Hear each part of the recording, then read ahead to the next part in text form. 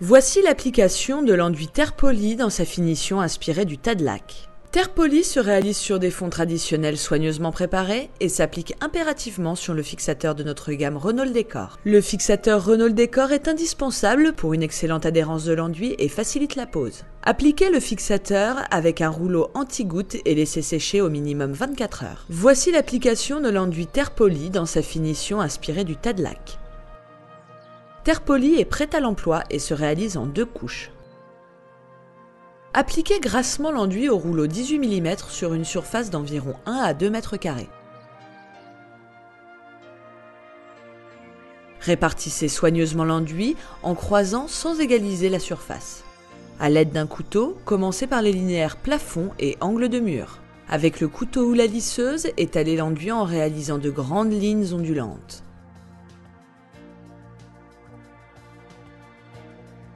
Il est important de travailler dans le frais. Faites glisser la lisseuse ou le couteau délicatement en changeant régulièrement l'inclinaison de la lame pour obtenir un relief plus ou moins prononcé. Pour éviter les reprises et les lignes droites, appliquez toujours de manière irrégulière en escalier. Préférez les lignes courbes, plus souples et plus agréables à l'œil.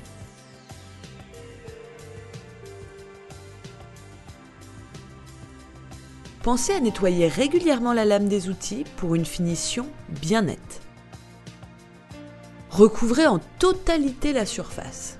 Laissez environ 12 heures de temps de séchage avant de réaliser la deuxième couche. L'enduit doit être sec et présenter une couleur uniforme.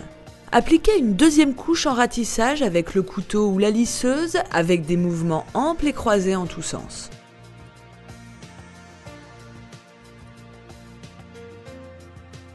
Travaillez par surface de 2 à 3 mètres carrés avant de ferrer.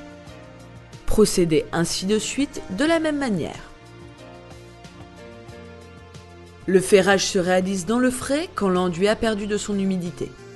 Avant d'intervenir, l'enduit ne doit plus briller, ne plus coller aux doigts et ne pas gommer. Pendant cette étape, il est important de nettoyer ses outils régulièrement. Le passage de la lame permet de faire briller les surépaisseurs et crée des nuances plus intenses.